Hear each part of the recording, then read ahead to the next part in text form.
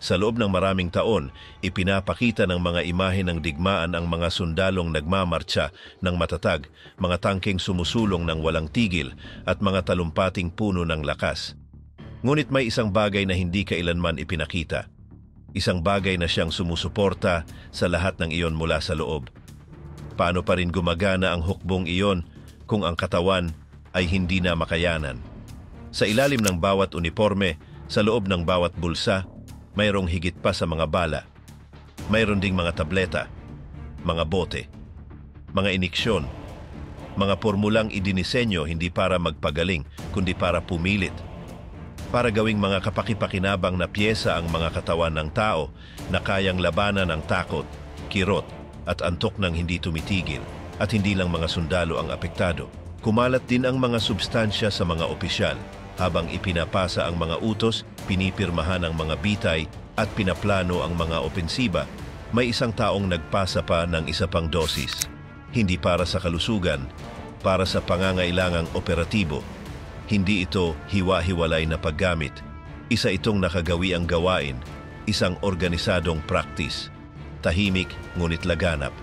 Gaano kalalim ang tunay na epekto ng methamphetamina, morpina at kokaina sa pagpapatakbo ng ikatlong Reich?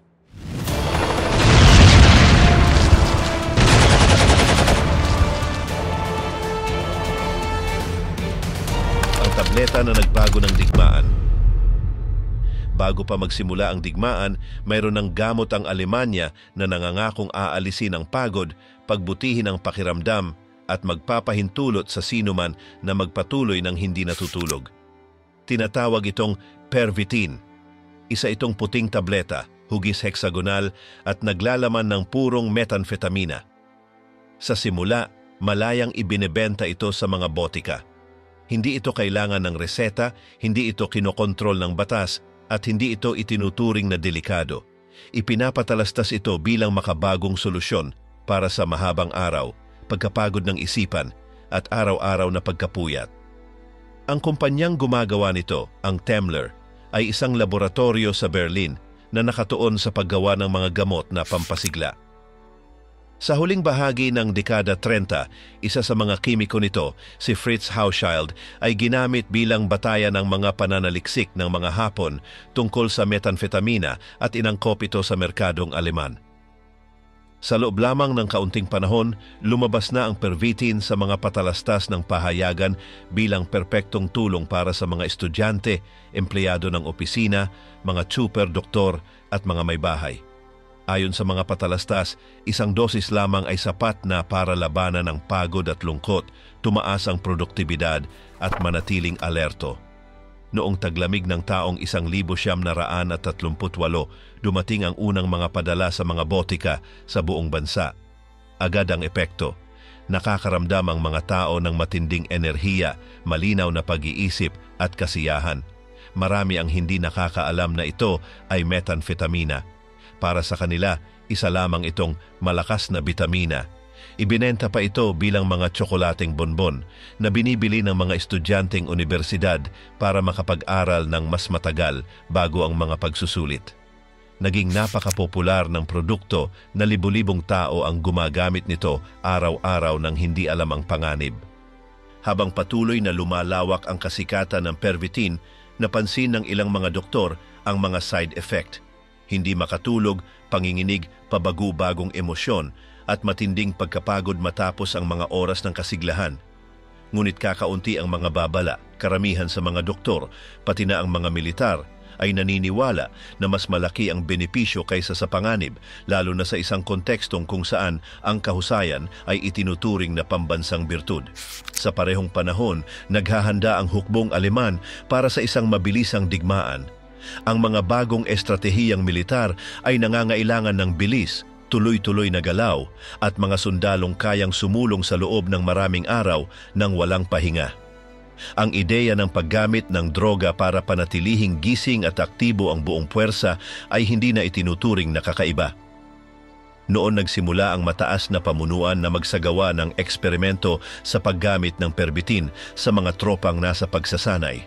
Noong Marso ng taong 1939, ilang sandali bago ang pananakop sa Poland, inaprubahan ang unang mga padala ng Pervitin direkta sa mga unit ng Armor. Ipinapamigay ang mga kahon ng libu-libong tableta. Bawat isa ay may simpleng tagubilin, uminom ng isa sa simula ng araw at isa pa kung sumulpot ang pagod. Nabigla ang mga opisyal sa resulta.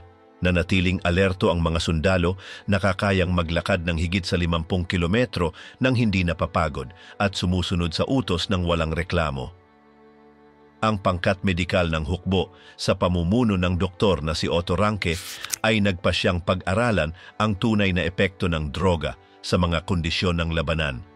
Nagsagawa siya ng serye ng mga pagsusuri sa mga sundalong voluntaryo.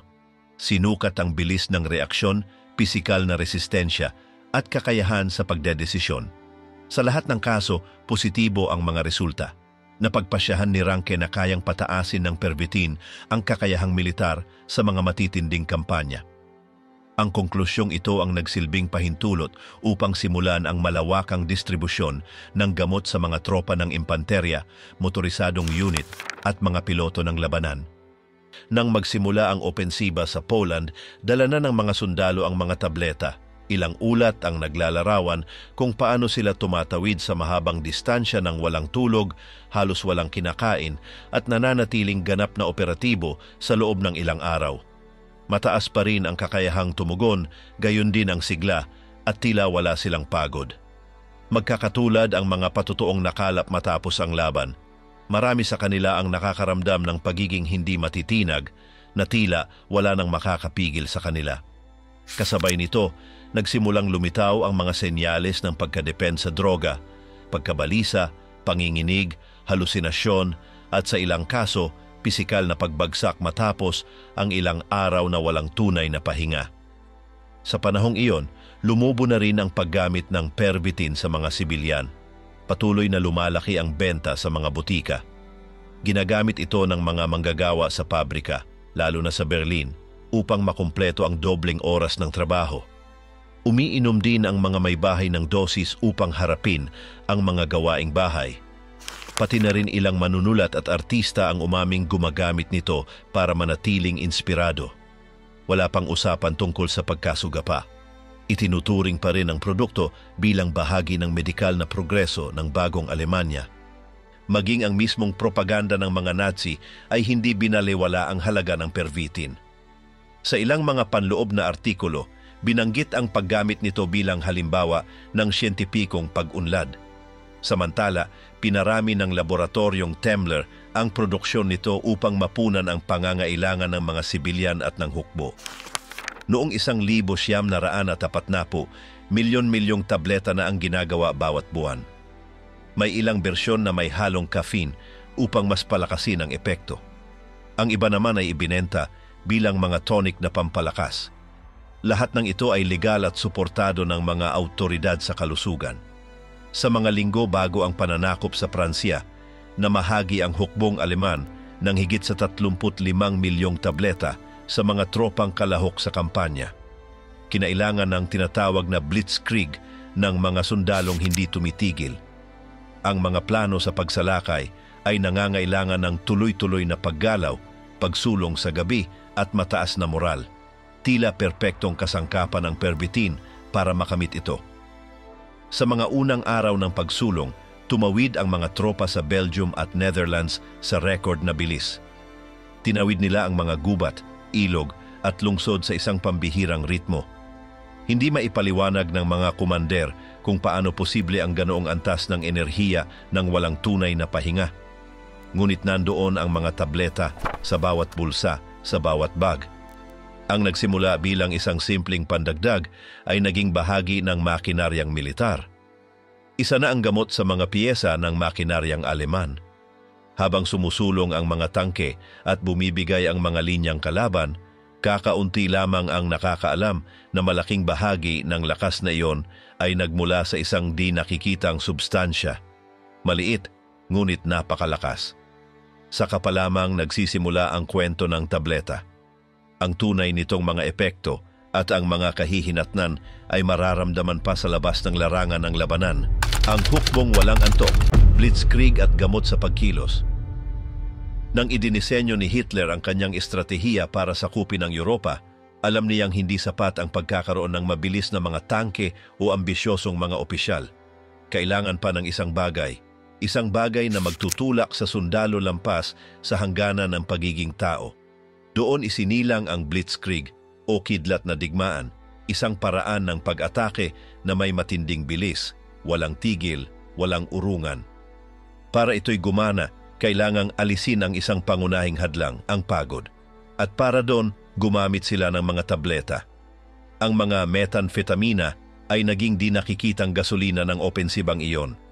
Ang pervitin, lalo na, ay nagsimulang ituring hindi bilang gamot, kundi bilang kasangkapan sa digmaan.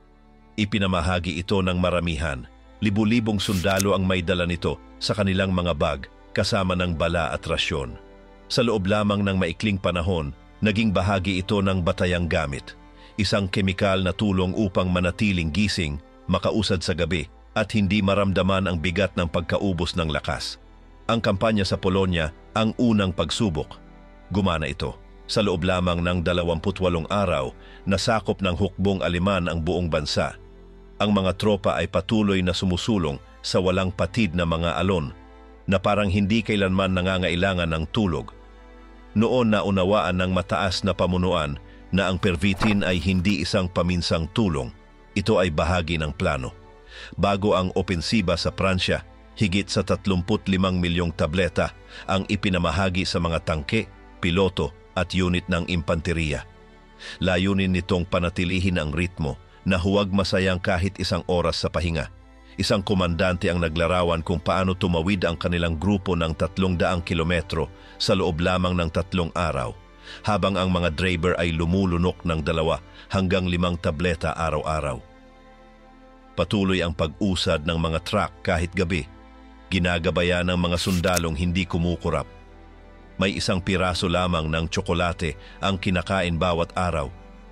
Hindi sila nakakaramdam ng gutom. Hindi sila nakakaramdam ng takot, tanging ang pangangailangan na magpatuloy. Si Dr. Otto Ranke, punong manggagamot ng sandatahang lakas, ay isa sa mga nagsulong ng malawakang paggamit nito.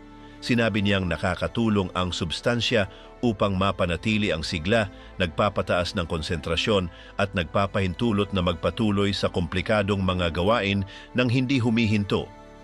Ilang opisyal ng mataas na pamunuan ang humihingi sa kanya ng mga rasyong kemikal direkta. Itinala ni Ranke ang lahat sa kanyang tala-arawan.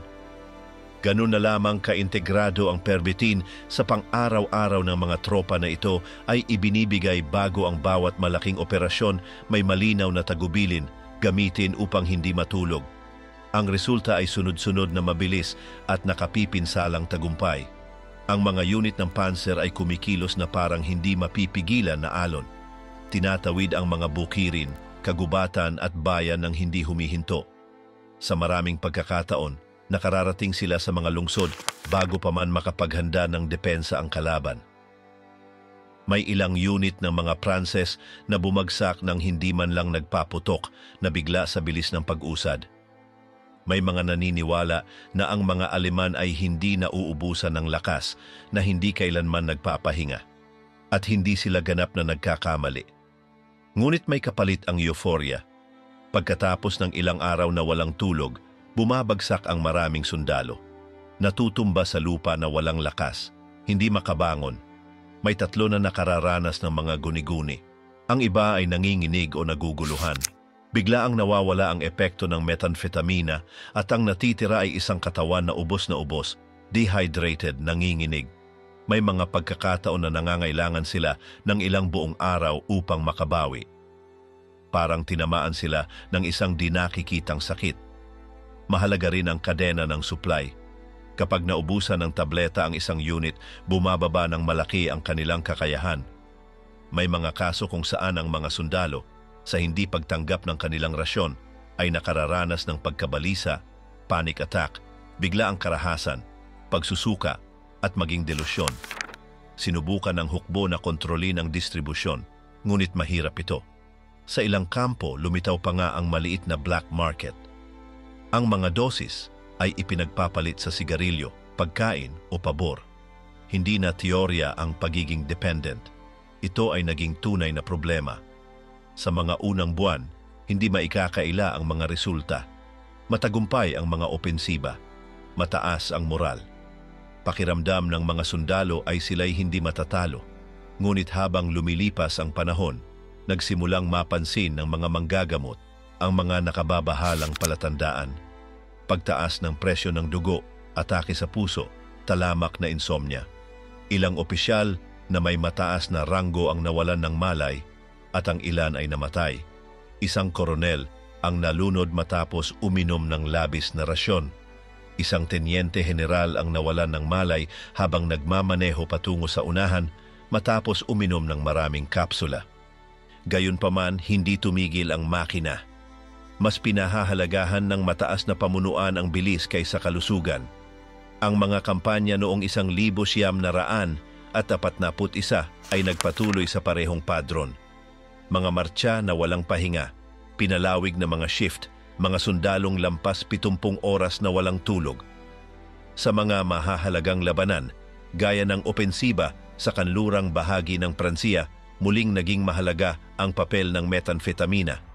Hindi maunawaan ng mga kakampi kung paano sila sumusulong ng ganoon kabilis sa napakaikling panahon. Maging si Winston Churchill ay nagulat sa bilis ng mga tangke ng Aleman. Hindi niya maunawaan kung paano sila nakaaabante ng tuloy-tuloy, nang hindi muling nagsusuplay, at gayunman ay malakas pa rin sa bawat engkwentro. Ngunit hindi lang ito estratehiya, ito ay kimika. Ang tunay na makina ng mga opensibang iyon ay hindi ang mga makinang diesel. Ang mga tableta ang tunay na makina. Sa panig ng mga Pranses, wala silang kahalintulad. Normal ang kanilang ritmo. Ang kanilang mga sundalo ay kumikilos ayon sa takdang oras ng tao. Kumain, matulog, maghintay ng utos. Mabigat ang naging kapalit nito. Nakaaabot ang hukbong Aleman bago pa dumating ang mga ulat. Kapag may lungsod na nakaaalam na paparating ang kalaban, huli na. Naroroon na ang mga Aleman, isang ulat mula sa Pransya ang naglarawan sa karanasan bilang isang uri ng kolektibong guni-guni. Talo ang mga tropa hindi lamang sa lupa kundi sa isipan. Ang kalaban ay tila nasa lahat ng dako, hindi inaasahan, wala sa lohika. Hindi sila sumusunod sa padron, hindi sila humihinto. Basta-basta na lang silang umaabante. Ang digmaan ay naging mental. At sa digmaang iyon, ang methamphetamina ang naging lihim na sandata. Ang mga sundalong Aleman ay hindi lamang sinanay, sila ay binago. Ang kanilang mga pandama, ang kanilang resistensya, ang kanilang pakiramdam sa oras, lahat ay nasa ilalim ng epekto ng isang substansyang bumabago ng katotohanan. At bagaman maraming hindi nakauunawa kung ano ang kanilang iniinom, patuloy pa rin nila itong kinokonsumo. Ito ay bahagi ng kanilang gawain, bahagi ng uniforme, bahagi ng digmaan. Hindi sana naging posible ang blitzkrieg nang walang kemikal na suporta. Hindi sana ito naging ganoong kabilis, ganoong epektibo, ganoong nakakamatay. Ang alamat ng hindi mapipigilang sundalo ay may tunay na pinanggagalingan. Hindi ito usapin ng mistisismo ni disiplina. Usapin ito ng rasyon, ng epekto, ng artipisyal na kakayahan. At bagaman lumala ang mga epekto sa kalaunan sa panahong iyon, ang tanging mahalaga ay ang magpatuloy, maaring ipagpaliban ng tulog. Ang industriya ng pampasigla, masang produksyon ng pervitin. Sa ilalim ng pamahalaang Nazi ng Alemanya, ang mga laboratorio ay hindi lamang lugar ng pananaliksik na medikal. Naging extension sila ng kapangyarihang estado. Isa sa mga pinakamahalaga ay ang Temmler, isang kumpanyang halos hindi kilala noon, ngunit sa loob ng ilang taon ay naging sentro ng pagsisikap pandigma. Doon ginawa ang pervitin, ang tableta na nagbigay lakas sa milyon-milyong sundalo at mamamayan. Ngunit ang hindi alam ng marami ay ang industriyang nasa likod ng gamot na ito ay gumana sa parehong lohika ng digmaan tulad ng mga pabrika ng armas. Nagsimula ang kasaysayan sa Berlin nang inangkop ng kimikong si Fritz Hauschild ang pananaliksik ng mga Hapon tungkol sa methamphetamina upang makagawa ng isang bersyong Aleman. Noong taong 1937, napatentahan ng kumpanyang Temmler ang pervitin. Ang gamot ay nasa anyo ng maliliit na tableta, madaling gawin, ipamahagi at inumin.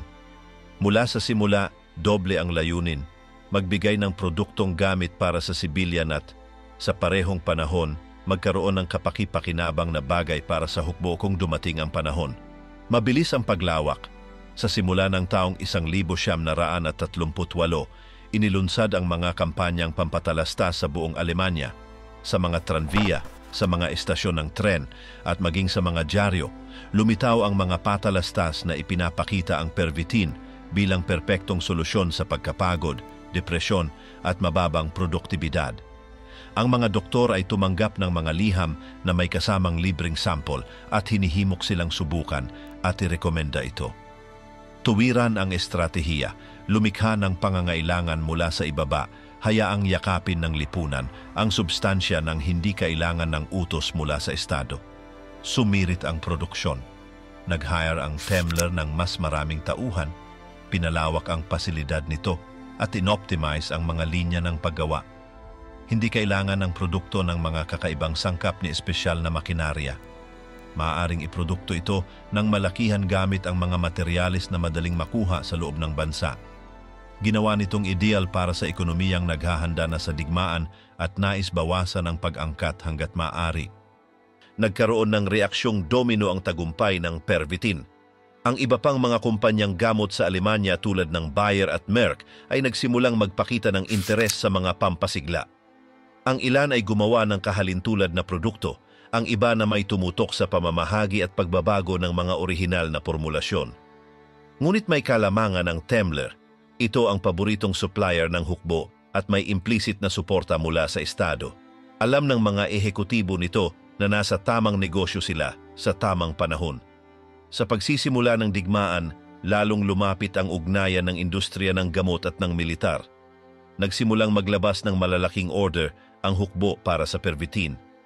Ang mga tableta ay iniimpake sa mga selyadong kahon, tinatatakan ng mga pangunahing tagubilin at ipinapadala sa tren patungo sa mga larangan ng labanan. Sa bawat kampanya, ang gamot ay kasama ng mga reple at mga rasyon.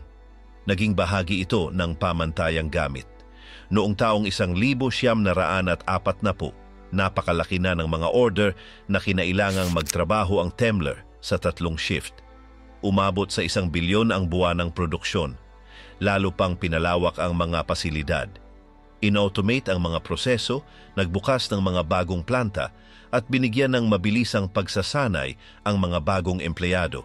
Lahat para sa isang layunin, panatilihing gising, masipag at gumagalaw ang Alemanya. Ngunit hindi lang mga sundalo ang gumagamit ng Pervitin. Ipinopromote din ito ng mga autoridad sibil para sa mga manggagawa. Sa mga pabrika, sa mga opisina ng koreo, sa mga ospital, ang mga tableta ay umiikot bilang bahagi ng pang-araw-araw na gawain. Hindi nakapagtataka na makakita ng mga kahon sa mesa ng mga supervisor o magsimula ang night shift sa isang dose na pinaghahatian ng mga empleyado. Naging karaniwan na ito. Iniinom upang makapagtrabaho ng mas mahusay, hindi antukin at kayanin ang stress. Legal ito, mura, at higit sa lahat pinapayagan ng sistema. Maging sa anyo ng tsokolate, ito'y ikinalat. Ang mga Hildebrand, mga bonbon na may lamang methamphetamina ay ibinebenta sa mga kiosko at patok sa mga may bahay at estudyante. Walang babala. Wala ring limitasyon sa edad. Itinuturing itong makabagong produkto, bahagi ng pambansang pag-unlad sa agham. Malinaw ang suporta ng rehimeng Nazi. Bagamat walang opisyal na kampanyang inilunsad, alam ng mga matataas na pinuno ng partido ang epekto ng Pervitin. Ang ilang panloob na ulat mula sa kagawaran ng propaganda ay binanggit ang gamot bilang kapaki-pakinabang na suporta para sa pambansang pagsisikap. Tinukoy ito bilang isang gamot ng bayan, isang kasangkapan upang mapabuti ang produksyon ng hindi gumagamit ng puwersa. Hindi lamang ito kontrol sa katawan, kundi paghubog sa kalooban. Lantad ang kabalintunaan. Habang kinokondena ng rehimen ang paggamit ng droga bilang simbolo ng pagkabulok, palihim na isinusulong nito ang mga pampasigla bilang paraan ng kontrol. Ang opisyal na diskurso ay tungkol sa kalinisan, kalusugan at lakas ng moralidad. Ngunit ang mga pabrikang gumagawa ng methamphetamina ay tuloy-tuloy ang trabaho, pinapatakbo ng mga kontratang pang-estado at protektado ng mga regulasyong nagtatanggol sa kanila sa anumang batikos. Noong taong 1941, napansin ng ilang doktor ang mga babala. Dumami ang mga kaso ng pagbagsak ng katawan, tahimik na pagkakaadik, at matitinding epekto. Iminungkahi ang limitasyon sa akses ng pervitin, ngunit hindi ito lubusang ipinatupad. Sadyang malaki ang interes ng ekonomiya at militar. Bukod pa rito, patuloy na tumataas ang demand. Sa ilang sektor, kapag walang tableta, bumababa ang produksyon. Sa iba naman, mas agresibo pa sa paghingi ng dosis ang mga sundalo kaysa sa rasyon. Ang kawalan ng regulasyon ay nagdala sa katawa-tawang mga sitwasyon.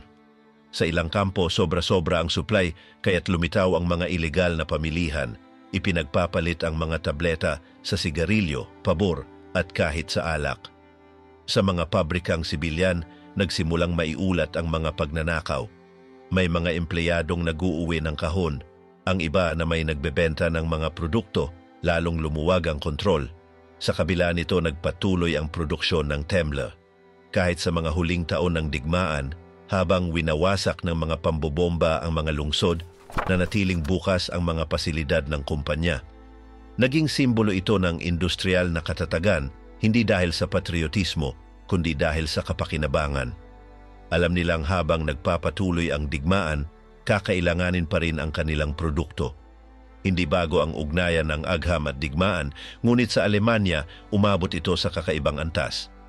Ang laboratorio ay hindi na isang neutral na lugar, kundi isang bahagi ng makinarya ng rehimen. Ang mga droga ay hindi eksperimento, kundi mga patakaran ng Estado. At habang milyon-milyong tao ang nagmamartsa, nagtatrabaho o lumalaban sa ilalim ng kanilang epekto, patuloy na gumagana ang mga pabrika, tahimik, walang tigil. Hitler na may gamot, ang araw-araw na iniksyon na sumustento sa Führer. Ang pinakamakapangyarihang lalaki sa Alemanya ay halos walang pinagtitiwalaan. Ngunit may isang eksepsyon, ang kanyang personal na doktor. Si Theodor Morell, isang doktor na may kakaibang asal at gusot na anyo, ang naging tanging taong pinapayagang mag-iniksyon ng mga substansya sa katawan ni Adolf Hitler. Mula noong taong 1936 hanggang 1945, sinamahan niya ito sa bawat paglipat, sa bawat taguan at sa bawat pagbagsak. Ang nagsimula bilang paggamot para sa mga problemang bituka ay naging isang araw-araw na gawain ng droga, pampasigla at mga kombinasyong kemikal na bumago sa pisikal at mental na kalagayan ng pinunong Nazi. Nagsimula ang lahat ng matagumpay na gamutin ni Morell si Heinrich Hoffmann, ang personal na litratista ni Hitler. Bilang pasasalamat, ipinakilala ni Hoffmann ang doktor sa kansilyer. Sa panahong iyon, si Hitler ay dumaranas ng pananakit ng tiyan at patuloy na pagkapagod. Nag-alok si Morell ng paggamot na nangangakong mabilis ang resulta. Nagsimula siya sa mga probiotiko, bitamina at magagaan na dosis ng mga bacterial extract. Halos agad ang ginhawa, nasiyahan si Hitler. Mula noon, si Morell ang naging kanyang pangunahing doktor. Sumunod dito ang lumalalang pagdepende. Tuwing makakaranas si Hitler ng sakit, abala o pagbaba ng enerhiya, laging may injectable na solusyon si Morell. Gumamit siya ng mga halo ng methamphetamina, katas ng hayop, puro na bitamina, patak ng kokaina sa ilong, hormone, at banayad na opioid. Hindi siya kumukonsulta sa ibang doktor, hindi niya ipinaliliwanag ang mga kombinasyon. Basta na lamang niya itong ginagawa. Bulag ang tiwala ni Hitler. Sa paglipas ng panahon, dumami ang dami ng mga substansyang ginagamit. Sa kanyang mga tala, iniulat ni Morell na umaabot sa 28 ang tabletang iniinom ni Hitler araw-araw, bukod pa sa ilang iniksyon. Ang ilan ay pampasigla, ang iba ay pampakalma. Iniiniksyonan din siya ng mga eksperimentong compound tulad ng glandular extract mula sa hayop at mga bacterial preparation na hindi pa aprobado. Tuwing umaga at gabi, natatanggap ng diktador ang kanyang dosis nang hindi nagtatanong kung ano ang laman nito. Napansin ito ng mga taong malapit sa kanya. Sina Eva Braun, Albert Speer, Hermann Göring at Heinrich Himmler ay umiwas na magpagamot kay Morell. Tinawag nila itong ang kansilyer na karayom dahil sa labis na hilig nitong magturok sa pinuno. Ang opisina ng doktor ay inilalarawan bilang magulo, marumi at hindi ligtas sa kalinisan. Sa kabila ng mga reklamo, ipinagtanggol siya ni Hitler. Sinabi niyang walang ibang nakakaintindi sa kanya ng ganoon. Sa panahon ng digmaan, lalong dumalas ang mga iniksyon. Noong taong 1941 nang magkasipon si Hitler ng matagal, binigyan siya ni Morel ng matataas na dosis ng kokaina bilang patak sa mata. Pagkatapos, nagpatuloy siya sa pagbibigay ng mga oral stimulant upang mapanatili ang aktibidad nito sa mga mahabang pagpupulong ng estado matatanda. Sa kanyang mga tala, ipinaliwanag ng doktor na kinakailangan ang mga paggamot na ito upang mapanatili ang antas ng paggana ng punong komandante. Kita ang mga epekto. Nagsimula si Hitler na makaranas ng panginginig ng mga kamay, labis na pagpapawis, hindi makatulog, bigla ang pagbabago ng ugali at hindi pantay na enerhiya na salit-salit sa pagitan ng sobrang sigla at kawalang gana. Sa mga pagpupulong, mula sa pagsigaw ng mga utos, bigla na lamang siyang tatahimik ng tuluyan, parang wala sa sarili. Akala ng ilan ay bahagi ito ng kanyang estilo, ngunit alam ng iba na may mali. Hindi lamang gamot ang ibinibigay ni Morel kay Hitler, sinusubukan din niya ang mga bagong compound. Pagkatapos ng nabigong pag-atake, noong ika-20 ng Hulyo taong 1944, nakilala bilang Operasyong Valkyrie na sugatan ng diktador. Sinamantala ng doktor ang pagkakataon upang mag-apply ng topical penicillin, isang antibiotic na nasa yugto pa ng eksperimento. Hindi siya humingi ng pahintulot. Ginawa niya ito sa sarili niyang kagustuhan. Naging epektibo ang paggamot, ngunit ipinakita nito kung gaano siya kalaya sa katawan ng Führer. Sa huling mga buwan ng rehimen, araw-araw at madalas na ang mga iniksyon, tumatanggap si Hitler ng halo ng methamphetamina, puro na bitamina, likidong caffeine at mga pamparelax ng kalamnan. Layunin nitong mapanatili ang kanyang katinuan kahit na lubhang humina na ang kanyang katawan. Lumalakad siyang nakayuko, may tuloy-tuloy na panginginig at namamaga ang kanyang mukha. Ipinapakita ng mga recording noong panahon na iyon ang hayagang pagkasira. Patuloy si Morel sa pagtala ng bawat dosis. Nagtatago siya ng detalyadong record ng lahat ng kanyang inirereseta. Matapos ang digmaan, natagpuan at sinuri ang mga talang ito. Naglalaman ito ng mahabang listahan ng mga compound mula sa potassium bromide hanggang sa mga derivatibo ng morphine. Walang sinusundang medikal na protokol ang paggamot. Isa itong impromptu na katalogo ng mga substansyang ginagamit ayon sa sintomas. Nagkakaisa ang mga historiador na nagsuri sa mga ulat. Si Hitler ay unti-unting naging dependent sa chemical. Hindi ito klasikong adiksyon, kundi isang uri ng pisikal na kontrol na pinanatili ng isang pinagkakatiwalaang tao. Hindi kumilos si Morel bilang karaniwang doktor. Isa siyang permanenteng tagapagtustos ng mabilisang solusyon. Bawat bagong sintomas ay tinutugunan ng panibagong substansya. Habang bumabagsak ang Reich, lalong lumalala ang kalagayang mental ni Hitler. Nakararanas siya ng mga episodyo ng paranoia, matinding hindi pagkakatulog at lumalaking obsesyon sa panloob na pagtataksil. Lumilipas ang oras habang nakakulong siya, nagbibigay ng walang saysay na utos o paulit-ulit na inuulit ang mga deliryong ideya. Hindi tiyak kung gaano kalaki sa kanyang kilos ang bunga ng ideolohiya, ng kalusugang mental o ng pinagsamang epekto ng gamot. Noong Abril ng 1945, patuloy pa rin si Morel sa pagbibigay ng iniksyon habang napupuno ng usok at ingay ang bunker. Maging sa mga huling araw, hinihingi pa rin ni Hitler ang kanyang mga paggamot na tila ba hindi siya mabubuhay nang wala ito. Noong ika-22 ng Abril, nagkaroon siya ng huling naitalang pag-uusap kay Morel. Ilang araw matapos nito, iniwan ng doktor ang bunker sa direktang utos. Wala siya nang magpakamatay ang diktador. Nagkubli siya sa timog ng Alemanya. Makalipas ang 3 taon, namatay siya dahil sa cerebral infarction. Ang mga tala ni Morel na nakuha ng mga puwersang alyado ang nagtulot upang mabuo ang buong larawan ng paggamot. Ipinakita ng listahan ng mga substansya, ng mga dosis, ng mga oras at mga kombinasyon ang matagal ng hinala ng marami. Hindi lamang sa mga talumpati at kagustuhan namuno si Hitler. Namuno siya habang pinananatiling aktibo ng isang kemikal na network na pumigil sa kanyang pagbagsak habang bumabagsak na ang lahat sa kanyang paligid. Morpina, kapangyarihan at pagkalugmok ang isa pang adiksyon ni Göring. Si Hermann Göring ay isa sa mga pinakakilalang mukha ng Ikatlong Reich, isang piloto na ginawaran ng parangal noong unang digmaang pandaigdig, tagapagtatag ng Gestapo, pinuno ng Luftwaffe at pangalawa sa pamumuno pagkatapos ni Hitler. Ngunit isa rin siyang taong tinatakan ng adiksyon. Ang kanyang ugnayan sa morpina ay nagsimula matagal bago ang digmaan at hindi ito kailanman tuluyang natapos. Sa paglipas ng mga dekada, pinahina siya ng pagkaalipin sa gamot, winasak ang kanyang reputasyon at ginawang isang taong lugmok, malayo sa kapangyarihang minsan niyang tinanganan. Nagsimula ang kwento noong 1923 nang makilahok siya kay Hitler sa nabigong tangkang kudeta sa Munich.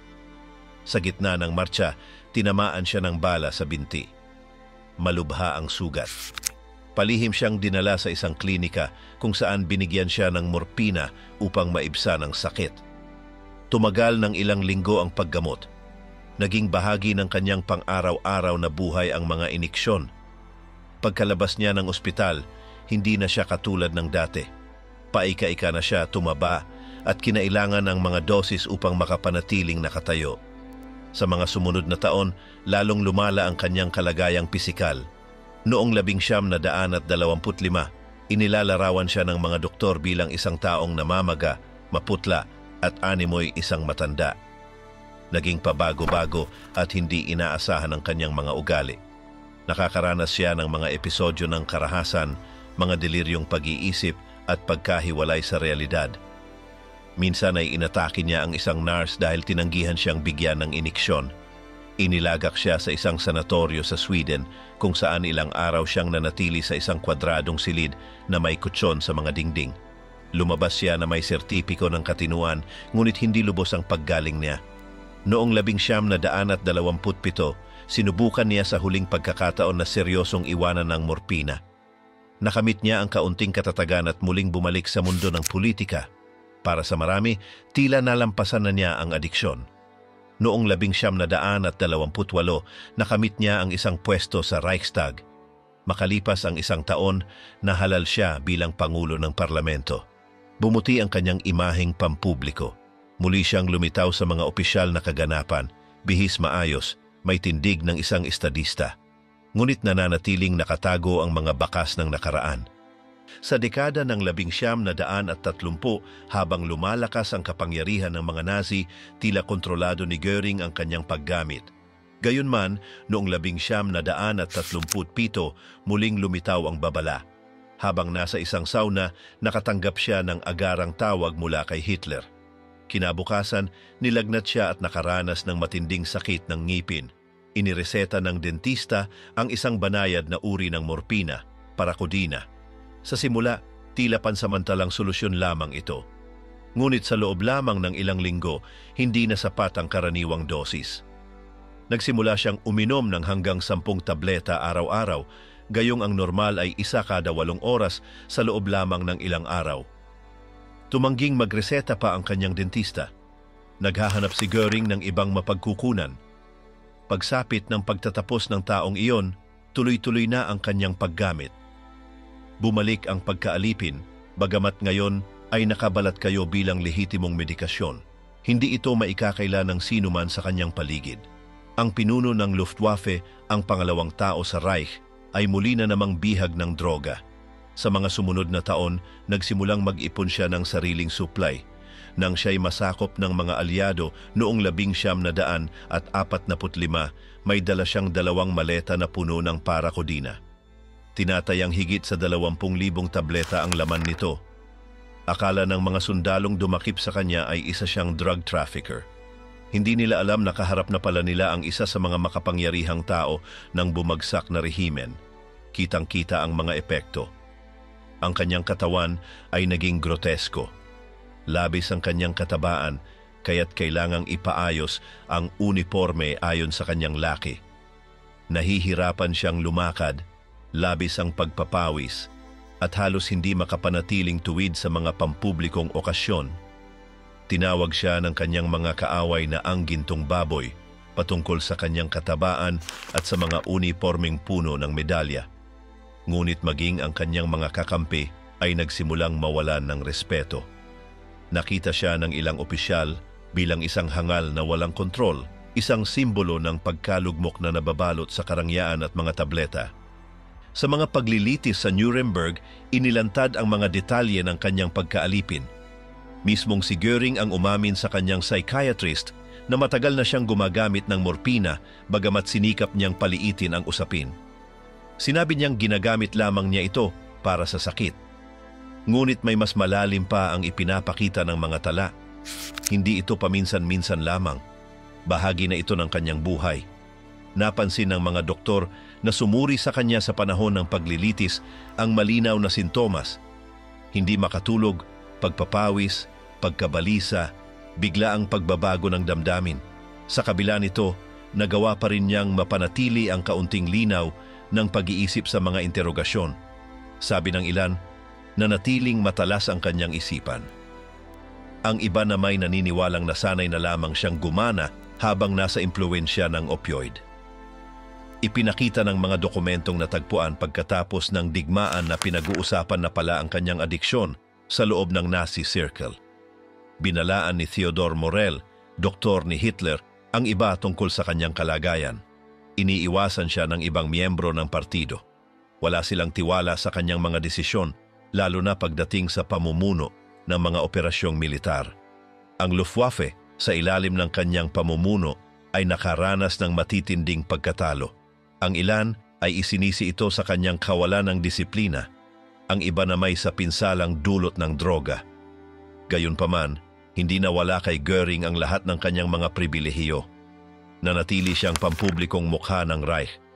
Lumalahok sa mga parada, nagbibigay ng mga talumpati, at lumilitaw sa mga balita.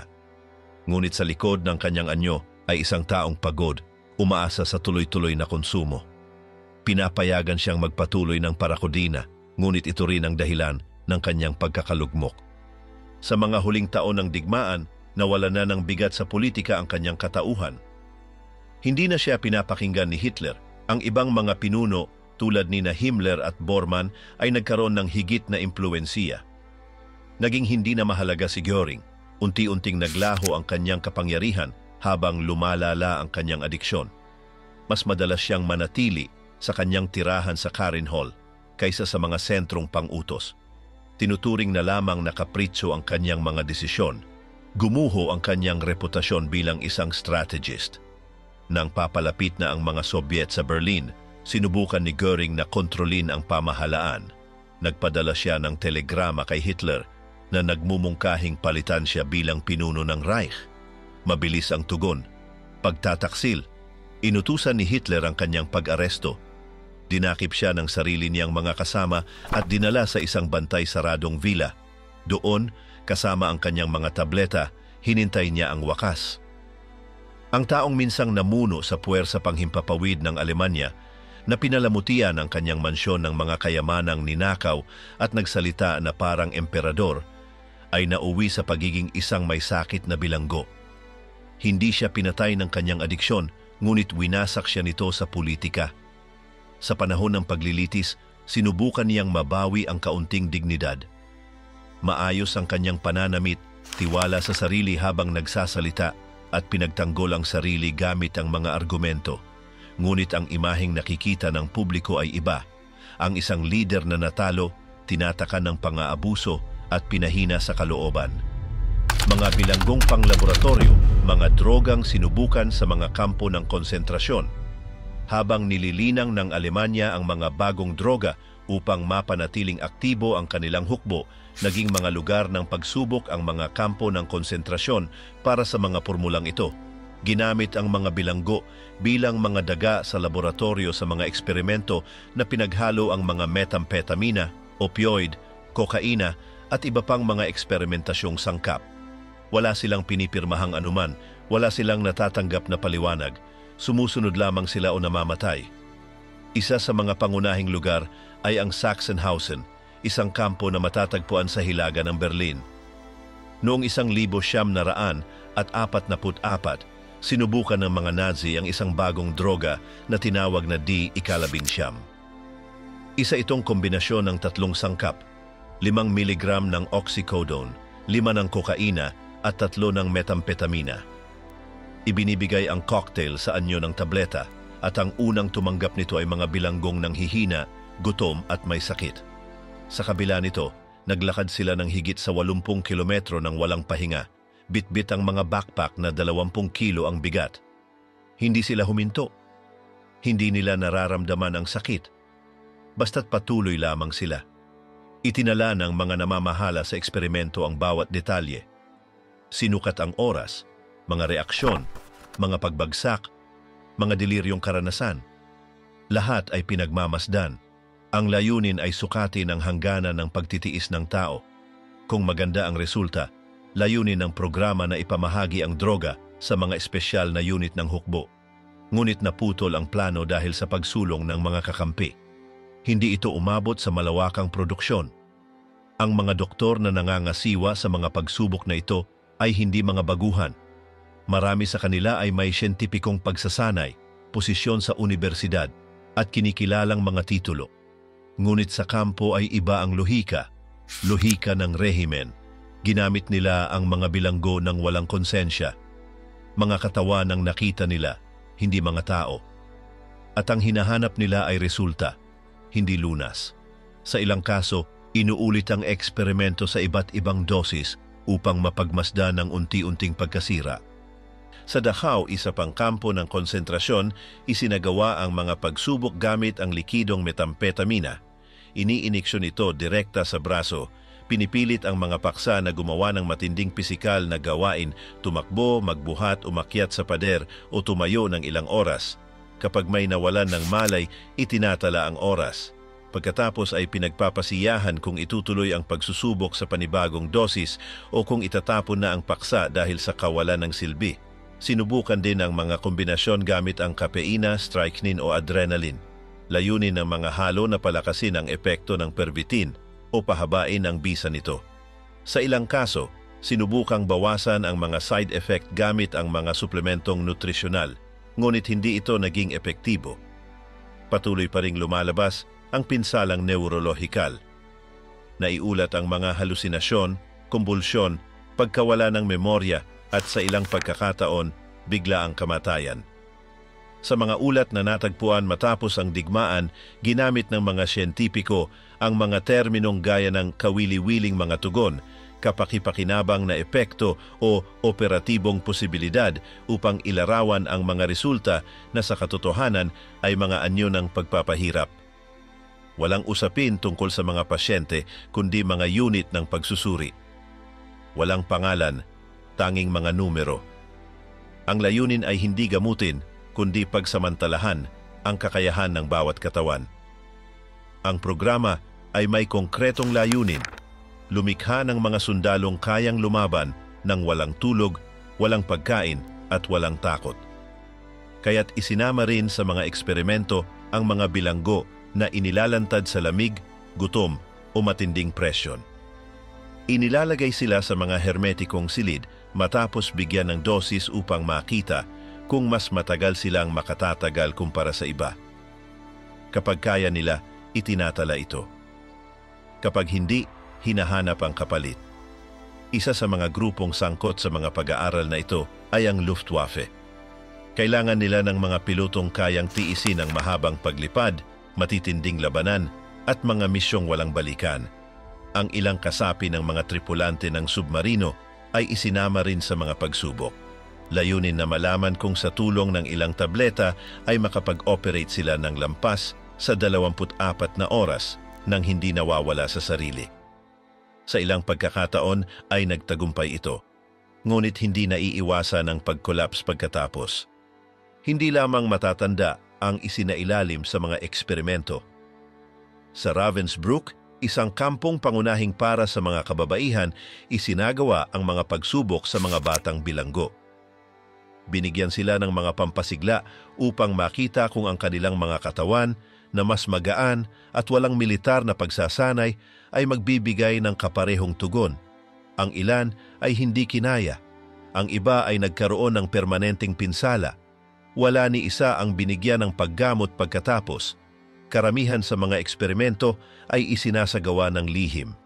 Maging ang ibang mga opisyal sa kampo ay walang kaalaman sa mga nagaganap sa mga barakong itinakda para sa eksperimentasyon.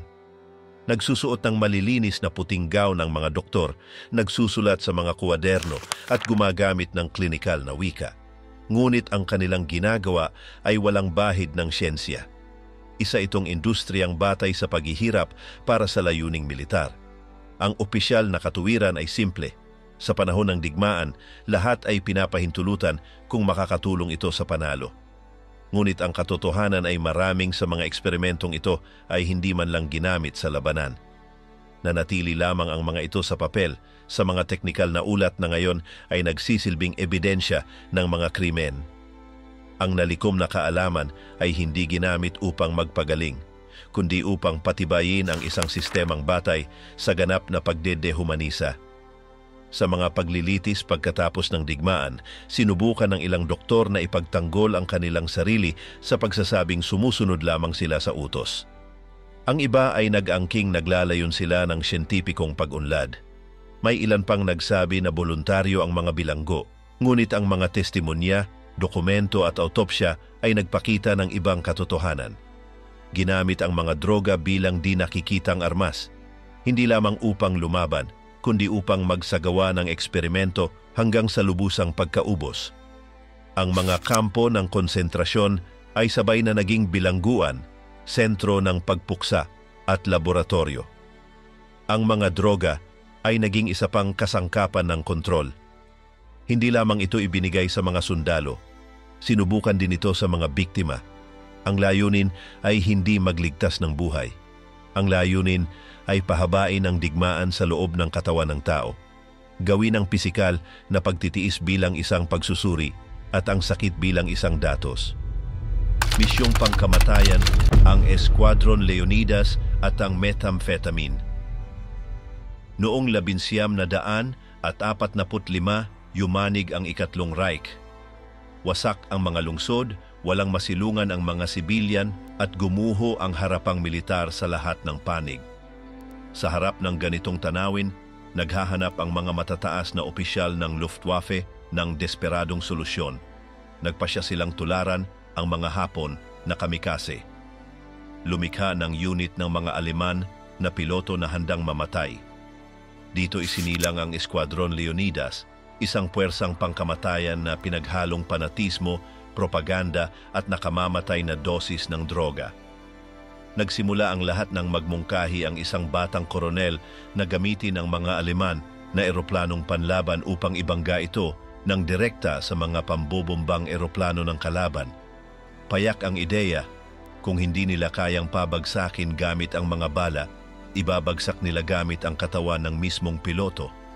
Mahina na ang depensang panghimpapawid ng Alemanya at ang araw-araw na pag-atake ng mga B-24 ay winawasak ang mga lungsod. Sa ganitong konteksto, tinanggap ang mungkahi. Ang pangalan ng unit ay may simbolikong layunin, parangalan ang 300 Espartano na namatay sa Thermopylae. Dito nabuo ang Esquadron Leonidas. Mabilis ang naging pagpili. 2,000 lalaki ang nagboluntaryo. Sa kanila 300 lamang ang napili. Lahat ay kabataan. Karamihan walang karanasan sa labanan. Tumanggap sila ng pinabilis na pagsasanay. Sa loob lamang ng 10 araw, tinuruan silang lumipad ng tuwid, panatilihin ang altitude at sumalpok sa target mula sa likuran. Walang tunay na simulasyon, walang sapat na gasolina ni piyesa. Luma ang mga eroplano, sira-sira at walang puwang para magkamali. Alam ng mga opisyal na hindi sapat ang kagustuhan. Kailangang ihanda ang mga piloto, mental at pisikal para sa halos tiyak na kamatayan. Kaya't ginamit nila ang lahat ng substansyang mayroon: methamphetamine, kokaina, opioids, alak. Layunin nito ang supili ng takot, dagdagan ang agresyon at harangan ng anumang pagnanais na umatras. Bago sumakay sa eroplano, sumasailalim ang mga piloto sa matinding kondisyoning sesyon. Pinapakanta sila ng mga himno ng labanan, Ipinapakita ang mga larawan ng guho, mga batang patay, mga babaeng nakalibing sa mga gumuhong pader. Pagkatapos, ibinibigay sa kanila ang mga dosis. Noong araw bago ang unang pag-atake, may isinagawang espesyal na hapunan. Isang piging, may handang pagkain, may musika at makabayang talumpati. Nais nilang ipadama sa mga piloto na bahagi sila ng isang dakilang misyon, na maniwala sila sa isang sagradong layunin, na huwag na silang umasa pang makakabalik. Malinaw ang utos, lumipad, pakinggan sa radyo ang koordinada, tukuyin ang mga pambobombang eroplano at sumalpok ng walang pag-aatubili. Inilalahad lamang ang target kapag nasa ere na upang maiwasan ang pagtalikod. Noong ika-7 ng Abril ng 1945, isinagawa ang unang pag-atake. 180 eroplano ang lumipad upang harapin ang 13 mabibigat na pambobombang eroplano at 800 eroplanong panangga. Bawat piloto ay may boses sa radyo na paulit-ulit na sinasabi, "Hindi ka mahalaga, ang bayan ang lahat." Isa itong paninindigan, ngunit isa rin itong estratehiya ng pag-aalis ng sariling identidad. Layunin nilang makalimot ang mga piloto kung sino sila at kumilos na parang mga palitang piyesa. Sa teorya, payak ang taktika, lumugar sa likod ng pambobombang eroplano sa posisyong alas 6 at salpukin ang buntot gamit ang ilisi. Sa gayon, masisira ang stabilizer at mawawalan ng kontrol ang eroplano ng kalaban. Isa pang opsyon ay salpukin ang pakpak o kaya ang mismong kabina. Alam ng mga instruktor na may bahagi lang ng segundo upang tumama ang mga piloto. Kaya't inalis na ang mga komplikadong maniobra. Kapag nasa ere na, may ilan nang nagsimulang magsisi. 6 ang bumalik sa base dahil sa aberya sa makina o dahil sa takot. Ang iba ay pinabagsak bago pa man makalapit. Ilan lamang ang nakarating sa mga pambobomba. Ang unang tumama ay si Heinrich Henkel. Napabagsak niya ang pangunahing eroplano. Nakatalon siya sa oras at nabuhay. Ang iba ay hindi sinuwerte. Ang mga elisi at pakpak ng mga eroplanong panlaban ay naging mga talim na sumasagasa sa metal ng kalaban. May ilang salpok na napakabagsik kaya't parehong eroplano ang nadurog. Tumagal lamang ng 45 minuto ang labanan. Malabo ang resulta. Hindi napigilan ang opensibang aliado. Karamihan sa mga piloto ay namatay nang hindi man lang nakatama. Ngunit para sa Nazi na propaganda, sapat na ito. Ipinakalat ang mga larawan, pangalan at makabayang pahayag. Ipinresenta sila bilang mga bayani. Ginawang argumento sa huling sandali upang itaas ang moral. Subalit sa pribado, inamin ng mga opisyal na bigo ang resulta. Hindi na muling isinagawa ang ganitong operasyon. Ipinapakita ng mga tala na ang mga droga ay hindi lamang dagdag. Susi ang mga ito. Kung wala ang mga ito, hindi maisasakatuparan ang misyon. Ayon sa mga salaysay ng mga nakaligtas, nakaranas sila ng labis na kasiyahan, emosyonal na pagkaputol, at ganap na kawalan ng takot. Isa ang naglarawan kung paanong lumilipad siya habang kumakanta, nakangiti, pakiramdam ay tinatawag siya ng kalangitan. Isa pa ang nagsabing hindi nanginginig ang kanyang katawan, ngunit wala na ang kanyang isip. Ang Escuadron Leonidas ay patunay kung hanggang saan kayang dalhin ng isang rehimen sa huling yugto nito. Gamitin ang mga kabataang walang karanasan, lasunin sila at ipadala sa kamatayan ng walang katiyakang tagumpay. Hindi na mahalaga ang teknolohiya, palpak na ang mga estratehiya, tanging ang katawan ng tao na lamang ang natitirang sandata. At para rito, kailangan nilang baguhin ang kamalayan. Hindi ito tungkol sa kabayanihan, kundi sa kemikal. Kahit maraming piloto ang namatay na hindi alam kung natupad ang layunin, ang kanilang mga pangalan ay isinulat sa mga pader ng huling kanlungan ng mga Nazi. Para sa ilan, sila ay mga martir. Para sa iba, biktima ng makinaryang walang pag-aatubiling isakripisyo, ang sariling kabataan sa ngalan ng isang digmaang matagal ng talo.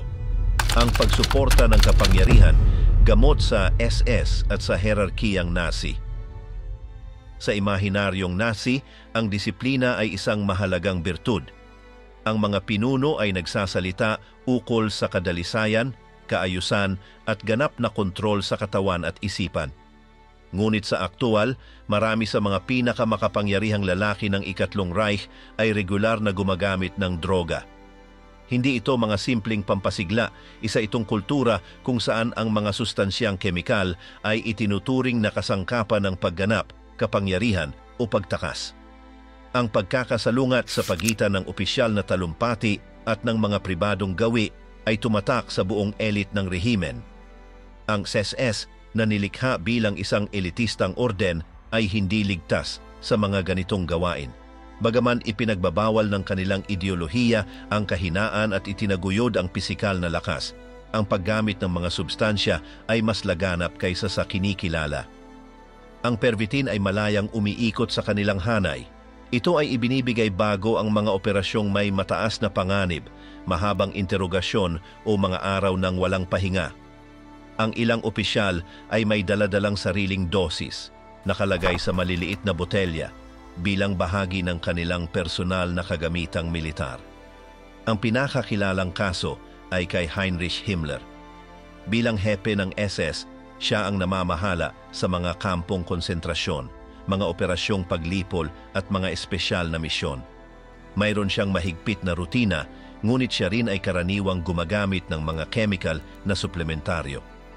Gumagamit siya ng pinatibay na mga toniko, mga sirup na may pampasigla at mga inihandang gamot na nire-reseta ng mga doktor ng partido.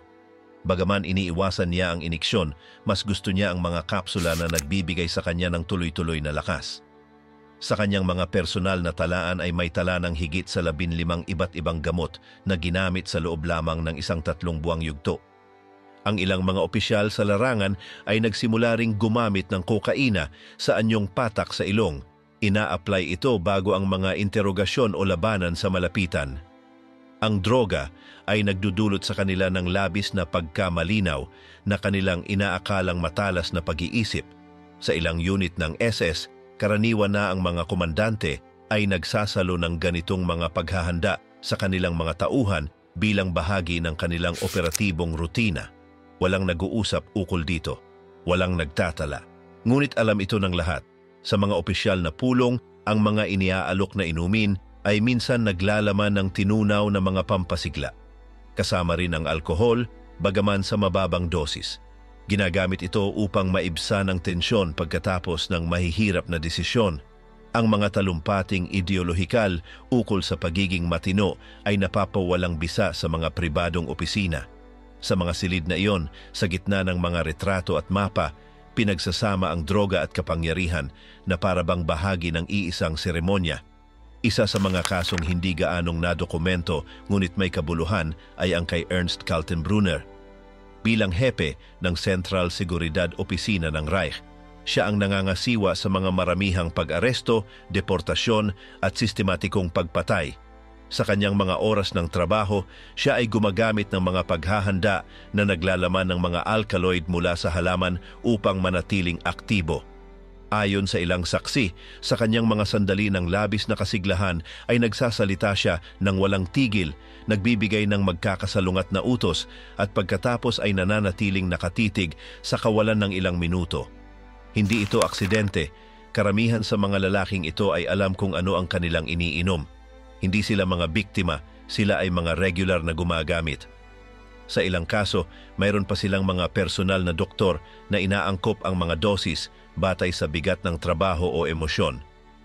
Si Theodor Morell, ang doktor ni Hitler, ay kinokonsulta ng ilang opisyal, bagaman iilan lang ang pumapayag na magpagamot sa kanya dahil sa kanyang kahinahinalang kalinisan. Mas gusto nilang kumuha ng mga pribadong espesyalista na nag-aalok ng mga diskretong kombinasyon malayo sa kaalaman ng ibang kasapi ng partido. Ipinakita ng mga medikal na talaang natagpuan matapos ang digmaan na ang paggamit ng droga sa hanay ng elite ng Reich ay hindi aksidente. Ito ay sistematiko. Ang ilan ay gumagamit ng mga derivatibo ng opyo upang mapawi ang sakit. Ang iba ay umiinom ng mga pildoras upang makatulog at marami ang nagsasama ng mga pampasigla at pampakalma upang mapanatili ang artipisyal na balanse. Ito ay ukol sa pamumuhay sa ilalim ng matinding presyon, paggawa ng mga malulupit na desisyon at pagpapanatili ng imahe ng ganap na kapangyarihan. Ang mga substansya ay tumutulong upang panatilihin ang palabas na iyon. Sa mga matataas na opisyal ng SS, ang paggamit din ng droga ay may layuning praktikal. Sa panahon ng mga maramihang deportasyon, halimbawa, may mga opisyal na umiinom ng pampakalma upang hindi mawala ng kontrol. Sa mga interogasyon, ang iba ay umiinom ng mga pildoras upang mapanatili ang enerhiya sa loob ng mahabang oras. Maging sa mga pagbitay, may mga kasong naitala ng paggamit ng alkohol o metampetamina ng mga tauhan bilang paraan upang maiwasan ang pagguho ng nerbiyos. Ang mga sumunod na patotoo ay nagsiwalat na ang ilan ay pinagtatanggol ang kanilang kilos sa pagsasabing sila ay nasa ilalim ng epekto ng mga substansya. Ngunit hindi ito naging hadlang upang sila ay mag-utos o magpatupad ng mga plano. Ang mga droga ay hindi isang dahilan. Isa lamang itong karagdagang kagamitan, isang ekstensyon ng uniforme, isang kasangkapan ng kapangyarihan. Sa mga pribadong salusalo ng ilang opisyal tulad ng mga inorganisa sa Karin Hall ni Hermann Göring, may mga inihahaing paghahanda na naglalaman ng mga banayad na pampasigla. Ang mga panauhin ay umiinom, nagtatawanan at pinag-uusapan ang mga kamakailang operasyon na parabang ito ay mga simpleng teknikal na galaw. Sa ganitong kapaligiran, ang layo sa pagitan ng krimen at ng kababawan ay nagiging malabo. Ang mga droga ay tumutulong upang mapanatili ang ganitong kalagayan ng kawalang damdamin. Ang pagkakasalungat ay lantad.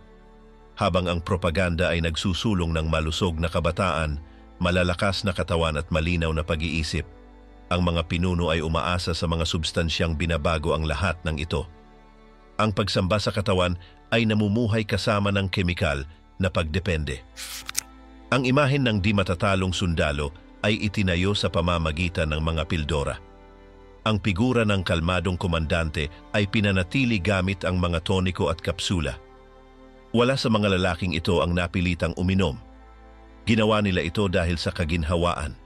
Dahil nakatulong ito upang sila ay mas gumanap, mas tumagal, o simpleng maiwasan ang pag-iisip. Ang digmaan ay hindi lamang nilabanan sa pamamagitan ng mga sandata. Ito ay pinanatili rin gamit ang mga botelya, hiringgilya at mga reseta. Ang elite ng Nazi ay hindi dayuhan sa paggamit. Sila ay aktibong bahagi ng kulturang kemikal na iyon, narkos na wakas, kaguluhang kemikal sa dapitapon ng Ikatlong Reich.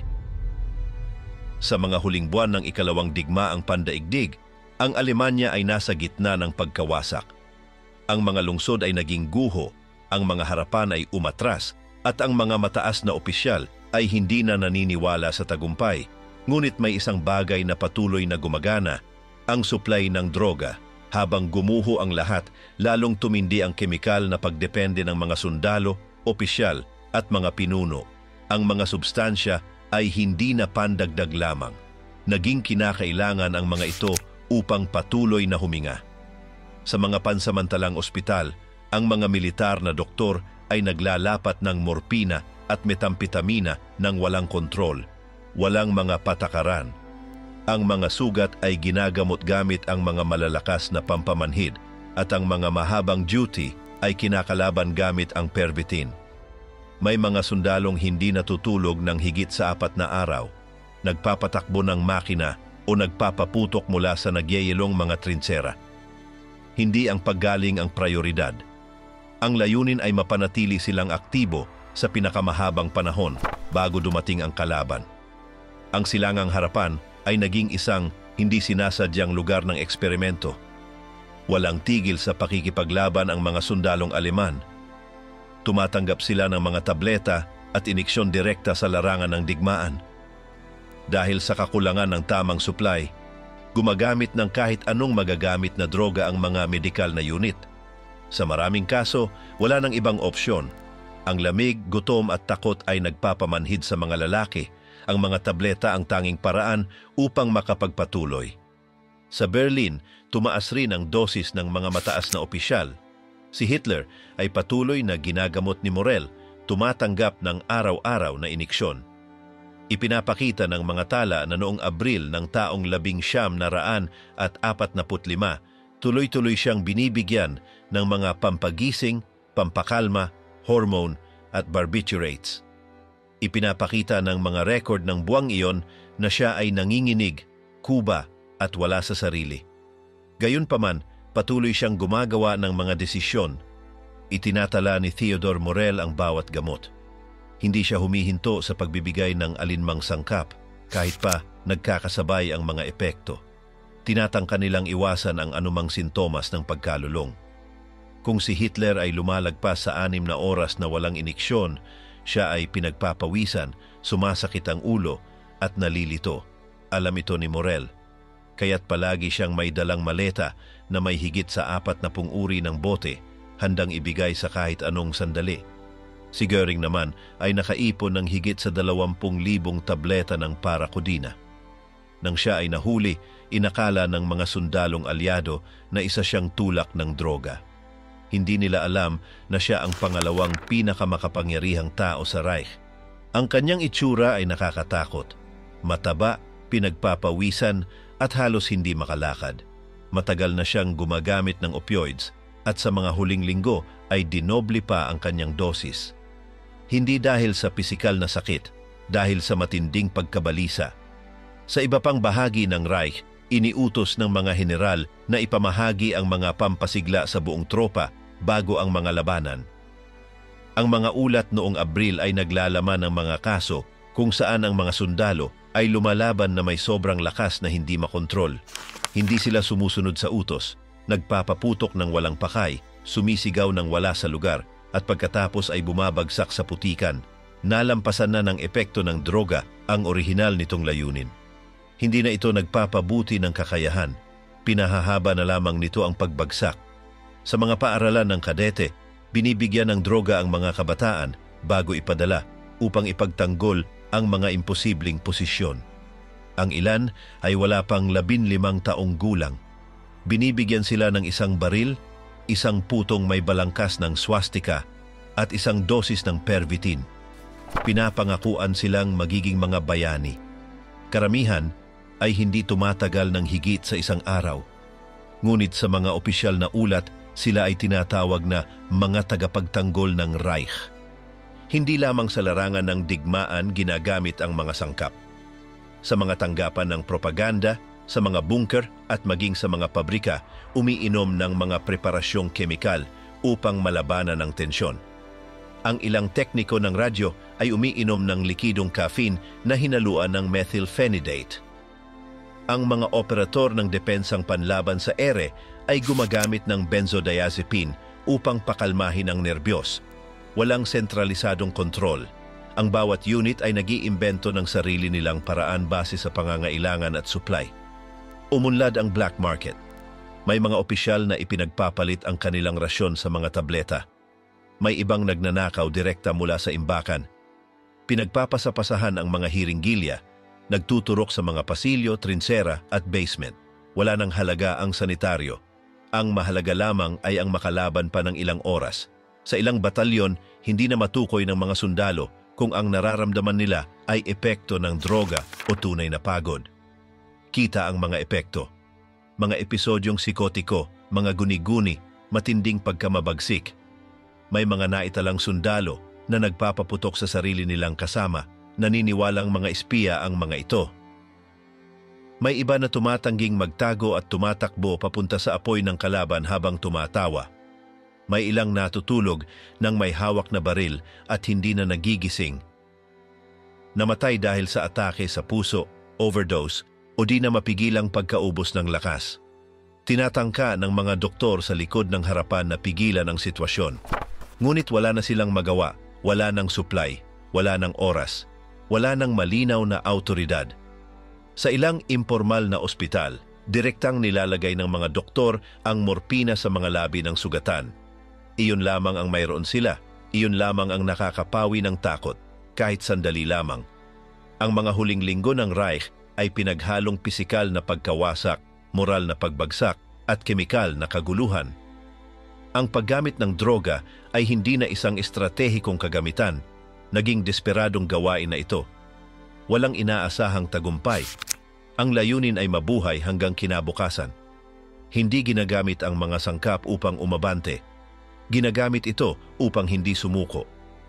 Sa bunker sa Berlin, habang bumabagsak ang mga bomba at umaabante ang mga tropang Soviet, patuloy pa rin ang paggamot sa mga pinuno. Hindi tumigil sa pagtanggap ng iniksyon si Hitler hanggang Abril 29. Noong araw na iyon, pinaalis si Morel mula sa bunker. Nilagdaan ng diktador ang kanyang pampulitikang kalooban at nagkulong sa kanyang silid. Kinabukasan, nagpakamatay siya. Ito ang wakas ng kanyang rehimen at pati na rin ng pinakamalaking eksperimento sa gamot sa panahon ng digmaan. Matapos ang pagsuko, natuklasan ng mga alyado ang mga imbakan na may milyon-milyong hindi na ipamahaging tableta.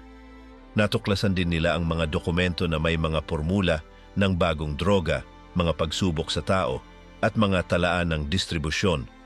Ang nagsimula bilang pansamantalang hakbang upang pahusayin ang kakayahang militar ay nagtapos bilang isang sistematikong pagkalulong na tumatak sa buong henerasyon. Mga kemikal na labi ang mga naiwan ng programa sa gamot. Noong bumagsak ang ikatlong Reich noong Mayo ng 1945, natuklasan ng mga alyado ang higit pa sa mga guho, armas at dokumento. Natuklasan nila ang isang malawakang network ng produksyon at aplikasyon ng droga. Hindi lamang ito tungkol sa Pervitin o mga opioid. Mayroon ding mga tala ng mga formula, kombinasyon, hindi autorisadong klinikal na pagsubok at mga labi ng mga programang eksperimento sa mga kampo ng konsentrasyon. Ang natuklasang iyon ay nagbunga ng isang paradokso. Hatulan ng mga krimen, ngunit sa parehong panahon, matuto mula sa mga resulta. Isa sa mga unang nagpakita ng interes sa pamana na ito ay ang hukbong militar ng Estados Unidos. Sa pamamagitan ng Operasyong Paperclip, ang mga siyentipikong Aleman na nagtrabaho sa mga laboratorio ng rehimeng Nazi ay inilipat sa Estados Unidos. Bagamat marami sa kanila ay may kaugnayan sa mga eksperimento sa tao, ang kanilang kaalaman sa mga droga, pisikal na resistensya at kemikal na manipulasyon ng katawan ng tao ay itinuring na mahalaga para sa layuning militar. Kabilang sa mga dokumentong nabawi ay may mga detalyadong pag-aaral tungkol sa sabayang paggamit ng methamphetamine, cocaine at oxycodone. Ang mga pormulang ito ay nasubukan sa mga sundalo, bilanggo at piloto. Ilan sa mga ulat ay may datos tungkol sa toleransya, mga side effect, oras ng reaksyon at pisikal na kakayahan. Sa kabila ng pinagmulan nito, ang mga pananaliksik na ito ay nakaimpluwensya sa kalaunang pag-unlad ng mga stimulant na ginamit ng mga militar noong panahon ng Cold War. Sa Europa, ang mga bansang nasakop ay nakakita rin ng mga bakas ng eksperimento ng Nazi sa droga. Sa Pransya at Belgium, nakumpiska ang mga kargamentong Pervitin. Sa Norway, naitala ang mga kaso ng mga sundalong patuloy na umiinom nito kahit ilang buwan matapos ang pagsuko. Hindi nila alam na ito ay ipinagbabawal na droga. Para sa kanila, ito ay karaniwang bahagi ng uniforme. Sa mga paglilitis sa Nuremberg, ang paksa ng droga ay hindi naging pangunahing usapin. Nabanggit ang paggamit ng mga sustansya, ngunit hindi ito tinuring na isang hiwalay na krimen. Gayunpaman, ang mga testimonya ng ilang doktor at opisyal ay nagpakita na ang paggamit ng droga ay isang patakarang pang-estado, hindi isang pansariling inisyatibo. Bahagi ito ng estratehiya ng digmaan. Sa mga sumunod na taon, muling sinuri ng internasyonal na industriya ng gamot ang ilang mga compound na nilikha sa Alemanya. Ang methamphetamine, halimbawa, ay muling kinlasipika at nilimitahan. Sa ilang bansa, ginamit ito sa ilalim ng medikal na reseta para gamutin ang mga sakit sa atensyon o bilang pampabawas ng gana. Ngunit halos sa lahat ng kaso, kinilala ang matinding potensyal nitong magdulot ng pagka-adik. Ang oxycodone ay nagpatuloy rin ng landas nito. Unang sintetisado sa Alemanya noong 1916, ngunit noong digmaan ito ay isa sa mga sangkap ng mga cocktail ng Nazi para sa mga sundalo. Mula noong 1945, ginamit ito sa paggamot sa mga veterano ng digmaan para sa pananakit. Makalipas ang mga dekada, ito ay naging sentro ng isang pampublikong krisis sa kalusugan sa Estados Unidos dahil sa malawakang pag-abuso at pagka-adik na idinulot nito. Ang ipinanganak bilang medisina ay naging mapaminsalang droga. Isa pang hindi gaanong nakikitang pamana ay ang normalisasyon ng paggamit ng mga sustansya para sa layunin ng kontrol.